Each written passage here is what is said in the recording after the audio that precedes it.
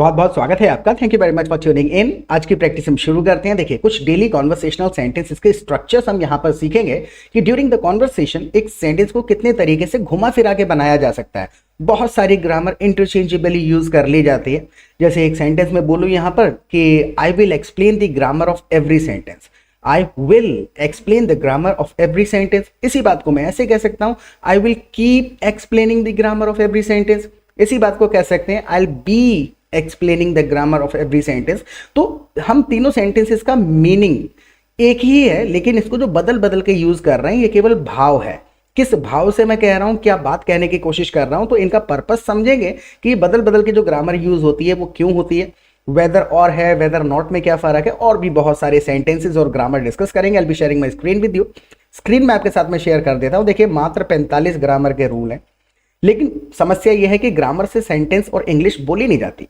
Right, will कहाँ लगेगा, second form कहाँ लगेगा, कुड वुड शुड समझ गए आप, लेकिन उसको सेंटेंस में यूज करते समय डिपेंड करता है आपने पहले क्या कहा, आगे क्या कहने वाले हैं, और वो सेंटेंस किस संदर्भ में कह रहे हैं, किससे कह रहे हैं, किस लहजे में कह रहे हैं, उसके हिसाब से ग्रामर यूज होती है। और इसीलिए आप उसको इंटरचेंजेबली यूज होता हुआ सुनते हैं कई बार।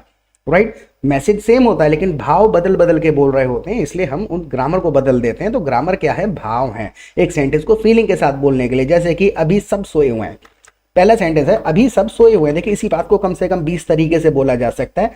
बात वही रहेगी कि सब सो रहे हैं। एक तरीके से आप कह दीजिए इस चीज को, all are still sleeping. Still लगा दिया आपने, यानी कि पहले से सो रहे थे और अभी भी सो रहे हैं, यानी अब तक कोई काम हो ही रहा है। So all are still sleeping. जब मैंने आईएनजी स्लीप के साथ लगा दिया, यानी कि बताने की कोशिश कर रहा हूं इंटेंशनली सो रहे हैं।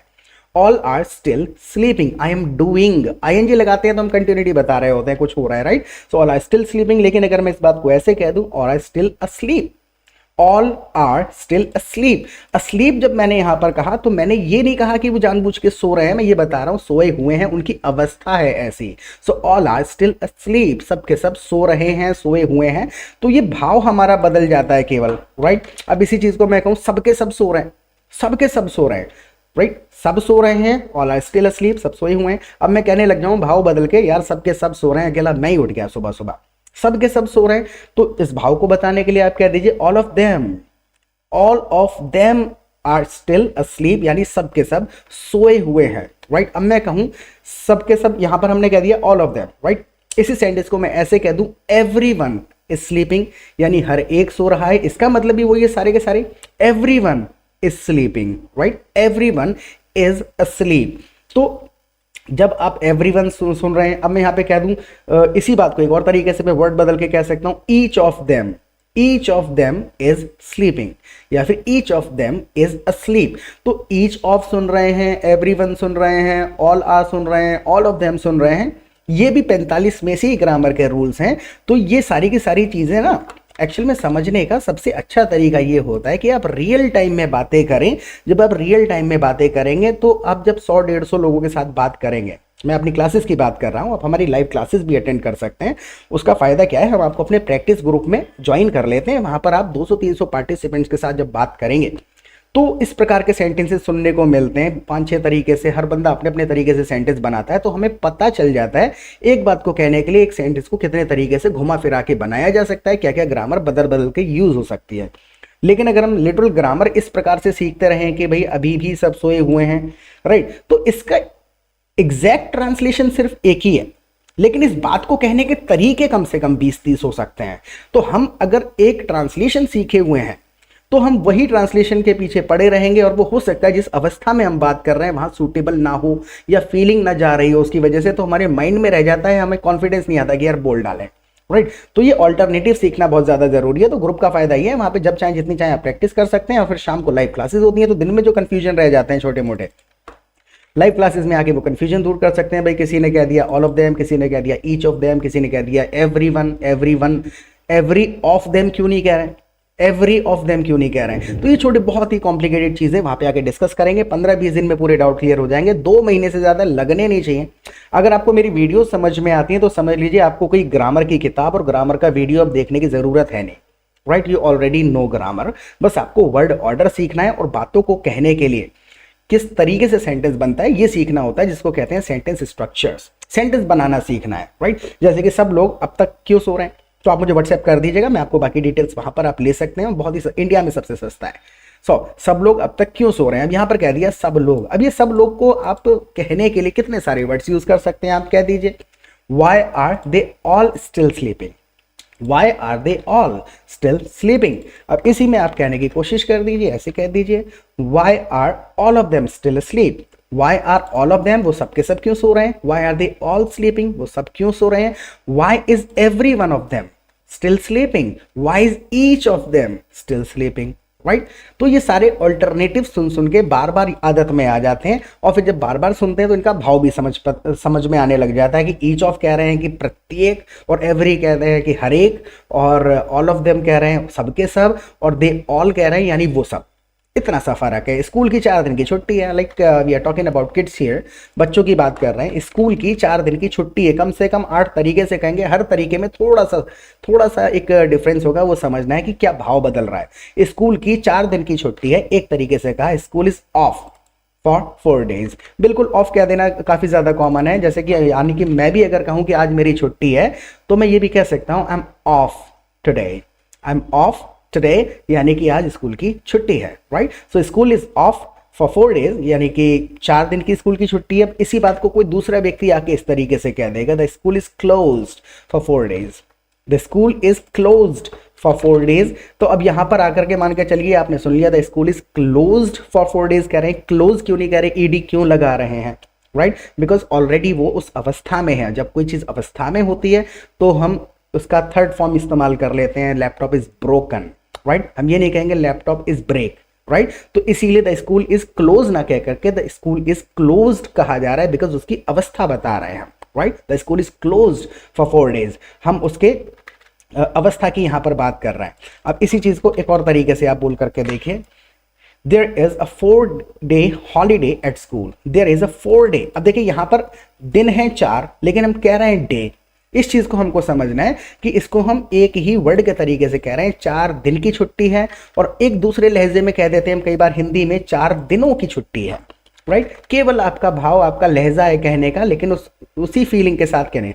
मान के चलिए 4 दिन की छुट्टी है, मैं इस हिंदी के सेंटेंस ये बता रहा हूँ, कुल 4 दिन हुए, राइट, कुल 4 दिन की छुट्टी है। अब अगर मैं यहाँ पर थोड़ा इसको थोड़ा नेगेटिव तरीके से कहना चाहिए, यार 4 दिनों की छुट्टी है यार, राइट। तो 4 दिनों की जब मैं कहूंगा तो मैं इस तरीके से बना दूंगा, there are 4 days off from school, there is a 4 day यानी कि 4 दिन की छुट्टी है, देयर आर 4 days ऑफ यानी 4 दिन बंद हैं from school, there are 4 days off from school. जैसे कि मेरी 2 दिन की छुट्टी है, so I have a 2-day off, I have a 2-day holiday. 2 day मैंने कह दिया तो मैंने सिंपल बता दिया 2 दिन की छुट्टी है।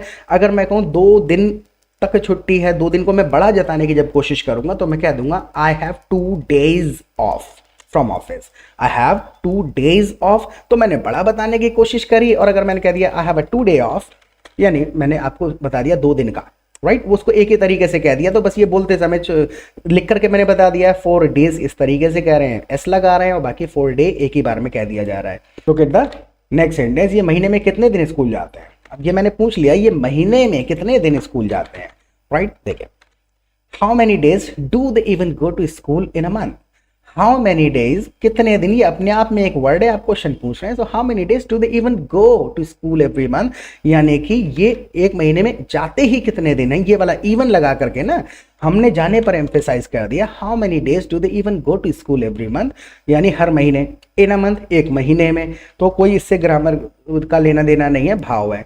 ये जितने दिन घर पे रहते हैं उतने दिन स्कूल जाते हैं, ये जितने दिन घर पे रहते हैं उतने ही दिन स्कूल जाते हैं। एज मैनी कह देंगे यहाँ पे, लेकिन एज मैनी 2 तरीके से इस्तेमाल कर लेंगे यहाँ पर। So they go to school as many days as they stay at home, they go to school as many days as they stay at home, यानी स्कूल उतने दिन जाते हैं जितने दिन ये घर पे रहते हैं। अब देखिए यहाँ पर एक दूसरे तरीके से एज मैनी कर देंगे, as many days as they go to school they stay at home. देखिए इस एज मैनी को और थोड़ा डिटेल में समझते हैं, स्किप मत करिएगा। देखिए यहां पर मैंने कहा as many days as they go to school, यानी कि उतने दिन जितने दिन ये स्कूल जाते हैं। ये पहले वाला जो है ना, एज मैनी डेज यानी कि उतने दिन, as they go to school जितने दिन स्कूल जाते, उतने दिन जितने दिन ये स्कूल जाते हैं, दे स्टे एट होम, उतने ही घर पे रहते हैं। सो उतने दिन जितने दिन ये स्कूल जाते हैं ये घर पे रहते हैं। So as many days as they go to school they stay at home. I hope समझ में आ गया होगा ना। आजकल स्कूल जाना और ना जाना बराबर ही है। जैसे आजकल के स्कूलों की बात है, आजकल स्कूल जाना और ना जाना बराबर ही है। 5 तरीके से कहेंगे इस बात को, ठीक है। So these days going to school और not going to school almost the same. These days, going to school or not going to school is almost the same. School जाना या ना जाना बराबर है। अब देखिए these days going और not going पता है क्यों कह रहे हैं? इसलिए कह रहे हैं क्योंकि आप यहां पर बात तो जाने की ही कर रहे हैं, लेकिन किसी भी वर्ब में हम हमेशा, एक्चुअल में हमने उल्टा सीखा हुआ है, आईएनजी के साथ ही होता है वर्ब। हमेशा वर्ब आईएनजी के साथ होगा। गोइंग, स्लीपिंग और eating, talking, cheating, teaching same ही है लगभग। तो जब भी हमने हमेशा से सीखा टीच, स्लीप, गो, वॉक, जबकि आईएनजी के साथ आपको हर वर्ब बोलना होता है, केवल एक कंडीशन में नहीं बोलना है, जब आप टू लगा रहे हैं, राइट। तो यहां पर हमने कह दिया these days going to school और not going to school almost the same, यानी कि जाए या ना जाए लगभग बराबर ही है। हर जगह पे फॉर के साथ, ऑफ के साथ, बिना किसी प्रीपोजिशन के आईएनजी के साथ बोलिए। केवल इतना याद रखिए, टू बोल दिया है तो आईएनजी नहीं कहते हैं। जैसे कि it doesn't make a difference, कोई फर्क नहीं पड़ता। It doesn't make a difference whether they go to school और स्टे एट होम। वेदर के साथ आपने यहाँ पर और का इस्तेमाल कर दिया कि चाहे जाएं या ना जाएं। वेदर पता है क्यों कह रहे हैं, यहाँ पे 2 चॉइसेस की बात होती है, तो हम वेदर का इस्तेमाल कर लेते हैं। तो जैसे ही आपने वेदर कहा तो आपने इंडिकेशन दे दिया जाएं या ना जाएं। So it doesn't make any difference, it doesn't make a difference और it doesn't make any difference. Both the words don't make any difference to the meaning of the sentence. दोनों कहे जा सकते हैं। So it doesn't make a difference whether they go to school or stay at home. कोई फर्क नहीं पड़ता चाहे स्कूल जाएं या घर पे रहें। अब यहाँ पर तो दोनों पॉजिटिव कह दिया, चाहे घर पे रहें या जाएं। अब इस सेंटेंस को थोड़ा नेगेटिव करके कहूँ कि कोई फर्क नहीं पड़ता चाहे स्कूल ना जाएं या घर पे रहें। एक नेगेटिव, ना जाएं या घर पे रहें, इस तरीके से बोलेंगे तो, और नॉट वेदर के साथ, और देखिए वेदर के साथ और वेदर के साथ नॉट इस्तेमाल किया जा सकता है, right. So it doesn't make any difference whether they go to school और नॉट, राइट। इतना क्या करके आपने छोड़ दिया। तो जरूरी नहीं है ईदर के साथ और ही लगेगा, वेदर के साथ और ही लगेगा, नीदर के साथ ही नॉर लगेगा। भाव है कि आप कहना क्या चाह रहे हैं, किस शब्द पे जोर देना चाह रहे हैं, बस। एक और तरीके से बोल देते हैं फिर आगे बढ़ेंगे, जैसे कि आई डोंट नो। जैसे इसी के बेसिस पे मैंने कहा कि वेदर के साथ नॉट कैसे यूज करेंगे। So I don't know whether or not, पता नहीं ऐसा है या नहीं। I don't know whether or not she will be able to attend the meeting, right. I don't know whether or not she will be able to attend the meeting, पता नहीं meeting attend कर पाएगी या नहीं। तो जब weather हम यहाँ पर इस्तेमाल कर रहे हैं, वेदर का मतलब एक्चुअल में है 2 चॉइसेस आप बताना चाह रहे हैं, 2 चॉइसेस की बात कर रहा हूं मैं, ऐसा या है या नहीं, राइट। नाउ स्कूल में पढ़ाई कम और मनोरंजन ज्यादा होता है। स्कूल में पढ़ाई कम और मनोरंजन ज्यादा होता है। देखिए कम और ज्यादा बता रहे हैं ना, मोर देन कहना होगा हमको, बस simple.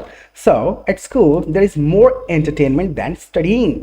Eight school there is more entertainment than studying. I N G लगा दिया हमने यहाँ पर वर्ब के साथ, राइट, क्योंकि यहाँ टू की बात ही नहीं करी हमने। तो हर जगह आप वर्ब के साथ आईएनजी बोलना शुरू करिए, आपके सारी वर्ब सही हो जाएंगे। जैसे कि एक तरीके से और कह दिया, at school there is more entertainment than studies these days. यहाँ पर कह दिया स्टडीइंग और यहाँ पर कह दिया स्टडीज। ये वाला स्टडीज है, ये हम पढ़ाई लिखाई की बात कर रहे हैं, और स्टडीइंग है पढ़ना। आईएनजी लगा रखा है तो पढ़ना, बस आपको वर्ब के साथ समझ जाना है, आईएनजी वर्ब के साथ लगाएंगे, right. So there is more entertainment than studies these days, यानी कि पढ़ाई से ज़्यादा मनोरंजन होता है वहाँ पर। सो अब ये पूरा दिन टीवी देखते रहेंगे और मुझे परेशान करेंगे। अब ये पूरा दिन टीवी देखते रहेंगे और मुझको परेशान करेंगे। देखिए इस बात को, टीवी देखते रहेंगे, इस कंटिन्यूटी को जताने के लिए आप कम से कम 20-30 तरीके से बात को बता सकते हैं। 5-6 तरीके से हम कहते हैं this is the last sentence. जैसे कि नाउ देखो ना, keep watching the TV and bother me throughout the day. Now they are going to keep watching. देखिए यहाँ पे हमने कह दिया ना कीप वॉचिंग, यानी कि इंटेंशनली देखते रहेंगे, कुछ करेंगे। They are going to keep watching. देखिए जैसे ही टू लगाया मैंने, कीपिंग नहीं कहा, right. So they are going to keep watching TV and bother me throughout the day, यानी कि टीवी देखते रहेंगे और मुझे परेशान करेंगे। अब यहाँ पर मैंने कह दिया नाउ, देखो ना, be watching TV all day. Now they are going to keep watching TV all day भी कह सकता हूँ। कीप यानी कि जानबूझकर करेंगे, ही कीप्स क्राइंग यानी पूरा दिन जानबूझ करके रोता है, ही इज ऑलवेज क्राइंग यानी उसकी अवस्था तो यहां मैंने कहा they are going to be watching TV all day, be का मतलब ही होता है होना। तो मैं ये बता रहा हूं कि किस अवस्था में होंगे, they are going to be, इस अवस्था में होंगे जिस अवस्था में टीवी देख रहे होंगे, right. So they are going to be, अवस्था में हो, अवस्था बताई मैंने, इस अवस्था में होंगे, अवस्था क्या होगी, वॉचिंग यानी continuously watching TV all day. So they gonna be watching TV all day, यानी पूरा दिन ये इस अवस्था में होंगे कि टीवी देख रहे होंगे। और they are going to keep watching TV all day, यानी इस काम को कर रहे होंगे। They are going to keep watching, कर रहे होंगे, और they are going to be, इस अवस्था में होंगे कि कंटिन्यूअसली टीवी देखा जा रहा होगा उनके द्वारा। आई होप समझ में आएगा। बी का मतलब कुल मिलाकर के होना होता है, और उसके बाद में आप उस अवस्था में काम साथ में जोड़ रहे हैं, इस अवस्था में ही वो काम कंटिन्यूअसली कर रहे होंगे, तो काम के लिए आईएनजी लगा दिया वॉच के साथ। जैसे कि एक सेंटेंस कहें कि दुखी होने की ज़रूरत नहीं है, there is no need to be sad, there is no need to be sad, यानी इस अवस्था में होने की ज़रूरत नहीं है। There is no need to get angry, यानी पोजीशन बदलने की ज़रूरत नहीं है। बी मतलब उस अवस्था में, there is no need to be sad, अब ये ऑलरेडी कोई दुखी हो गया है, हाँ, अब वो दुख की अवस्था में मुझे दिख रहा है, तो मैं उसको कहूंगा there is no need to be sad, इस अवस्था में होने की जरूरत नहीं है। अगर मैं ये कहूँ दुखी होने की जरूरत नहीं है, अभी खुश है, अब मैं उसको एक न्यूज़ बताने वाला हूँ, अब मैं कहूँ यार बता तो रहा हूँ लेकिन दुखी होने की जरूरत नहीं, होना मत, यानी अवस्था चेंज मत करना, तो मैं कह दूंगा there is no need to get sad, there is no need to get upset, right. तो गेट सैड कहने के बाद गेट अपसेट मैंने इसलिए कहा क्योंकि वो बना बनाया एक फ्लो होता है। टेक्निकली दोनों सेंटेंस ठीक है, लेकिन यहाँ पर गेट अपसेट कहना काफ़ी ज़्यादा कॉमन है क्योंकि बोला ही जाता है इस तरीके से, वो एक कॉमनली यूज्ड फ्रेसेस वर्ड्स कहे जा सकते हैं। सो नीचे वाला सेंटेंस है now they going to watch TV for the entire day. अब देखिए ड्यूरेशन बता रहे हैं, एंटायर डे कह दीजिए, द होल डे कह दीजिए, थ्रू आउट द डे कह दीजिए, ऑल डे कह दीजिए, ऑल डे लॉन्ग कह दीजिए। अब ये जितने भी सारे मैंने वर्ड्स यूज़ करे सबका मतलब है पूरा दिन, राइट। अब ये समझ में कैसे आएगा पूरा दिन, जब आप पूरा दिन कुछ ना कुछ नया नया सीखते रहेंगे, कि ग्रुप में जब जितनी बार आप खोलेंगे मैसेज, कोई वहाँ पर सेंटेंस लिखा मिलेगा, कभी क्वेश्चन लिखा मिलेगा, कभी ट्रांसलेशन खोला लिखा मिलता है, मन किया किसी से बात करने का, ग्रुप कॉल स्टार्ट करिए, जितने भी लोग फ्री होते हैं वो ज्वाइन कर लेते हैं, किसी भी मुद्दे पे बात करना शुरू करिए। जब आप बोलेंगे, दूसरे लोगों के क्वेश्चंस को आंसर करेंगे, अनएक्सपेक्टेड क्वेश्चंस, तो पता चलेगा इंस्टेंटली क्विकली कितना बोल पा रहे हैं।